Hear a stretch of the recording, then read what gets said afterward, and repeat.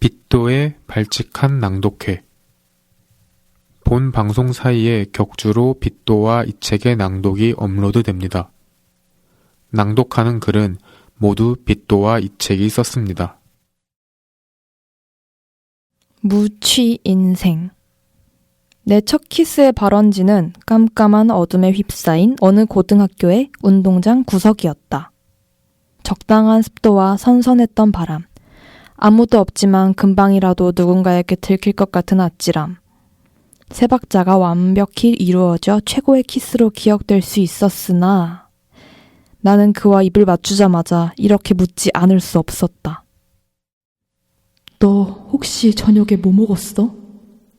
물론 대부분의 사람들이 첫 키스를 계획하고 하지는 않는다만 저녁으로 짜장면을 먹고 온 상대 때문에 내 첫 키스의 냄새는 지금까지 양파로 기억된다.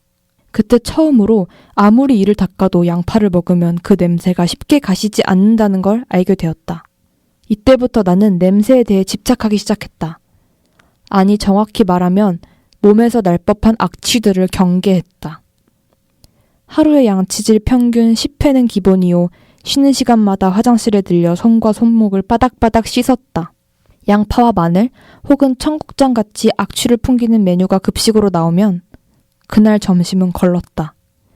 심지어 그 음식을 먹고 온 친구들로부터 안 좋은 냄새가 배어온 것 같은 느낌이 들 때면 편의점으로 달려가 싸구려 바디 미스트를 사서 온몸에 허겁지겁 뿌렸다. 어떤 향이 나는 제품인지 확인도 하지 않은 채 손에 잡히는 대로 냅다 구매했다. 마이너스 상태의 악취를 0으로 상쇄시키기 위한 노력이었다. 나의 학창시절은 그야말로 무취의 시절이었다. 무취 시절을 겪은 나는 성인이 되어서 그저 엄마 화장대에 놓인 향수 중 아무거나 몰래 하나 뿌리고 나가는 정도의 인간이 되어 있었다. 향은 향이요, 악취는 악취요 라는 생각 때문인지 20대 초반의 나에게 구체적인 향에 대한 취향을 갖는 것은 버거운 일이었다. 이랬던 내가 본격적으로 향수에 관심이 생기게 된 것은 20대 중반쯤부터였다. 나는 직장에서 진행하던 프로젝트의 일환으로 건축 전문가 P씨를 인터뷰했다. 서울의 건축물에 대해 이야기를 나누다가 우연히 대화의 주제가 향으로 넘어갔다. P는 공간과 향의 관련성에 대해 말하다가 요즘 자신이 이솝의 내추럴한 향에 중독되어 있음을 밝혔다. 그러면서 최근 향수에 대한 관심이 점점 대중화되고 있음을 언급했다. 이런 현상이 평소 향에 관심이 많던 자신에게는 좋기도 하지만 한편으로는 아쉬운 느낌이 든다고 했다. 마침 나 역시 2000년대 이후 니치 향수의 붐을 시작으로 대중들의 향에 대한 가치관이 점점 구체화되는 것을 몸소 느끼고 있다. 트렌드세터보다는 트렌드의 시류를 타고 흐르는 종류의 인간인지라 내가 향수에 대한 관심을 갖게 된 순간이면 대부분의 사람들이 이미 그 트렌드에 휩쓸렸다고 볼 수 있기 때문이다. P와의 만남 이후 무취에서 벗어나 나만의 향이 나는 인간으로 거듭나고 싶어졌다. 처음으로 향수에 한번 돈을 투자해볼까 하는 생각이 들었다. 나는 집에 가자마자 그가 말한 이솝 브랜드의 홈페이지에 접속해 여러 종류의 향수들을 서칭했다. 생각 없이 구매하기에는 생각보다 너무 비싼 가격이었다. P씨가 추천해준 다른 니치 향수 브랜드 홈페이지에도 들어가 보았다. 향에 대해 잘 모르는 내가 무턱대고 사기에는 어려운 금액들이 줄줄이 이어졌다. 그때 우연히 뜬 유튜브 추천 알고리즘에 연예인 제이의 인터뷰가 올라왔다. 그는 한 손에 향수를 들고 매혹적인 미소를 짓고 있었다. 나는 홀린 듯 영상을 클릭했다. 아주 어렸을 때 만났던 애인이 이걸 뿌렸었어요. 그래서 그 향을 기억하고 있죠. 솔직히 말하면 그 친구는 얼굴도 기억이 잘 안 나요. 근데 이 향을 맡으면 20대 초반의 감성과 주변 환경이 한 번에 확 생각나더라고요. 내 인생이 맡아져요, 인생이. 영상의 마지막에 그가 자신의 손목에 향수를 칙칙 뿌리고 처연하게 눈을 감았다. 활용점정이었다. 역시 자극적인 광고의 힘이란. 각종 고급 향수 브랜드의 홈페이지를 드나들던 노력이 무색하게 결국 잘생긴 외모와 섹시한 목소리로 광고성 가득한 멘트를 흘리는 그의 모습에 홀라당 홀려버려 사게 되었다.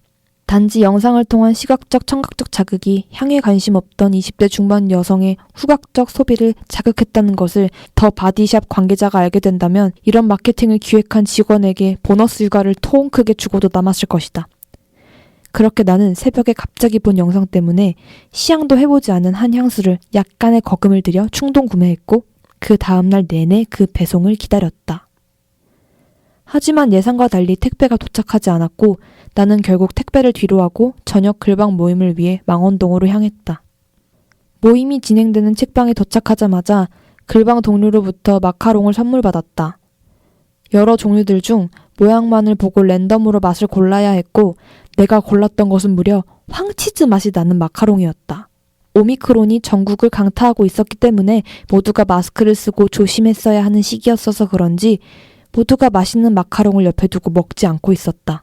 그러나 눈앞에 보이는 음식은 먹어야 직성이 풀리는 나로서는 마카롱의 자태를 보자마자 그 껍질을 까지 않을 수 없었다. 피드백을 주고받는 순간마다 야금야금 필링을 베어 물었다.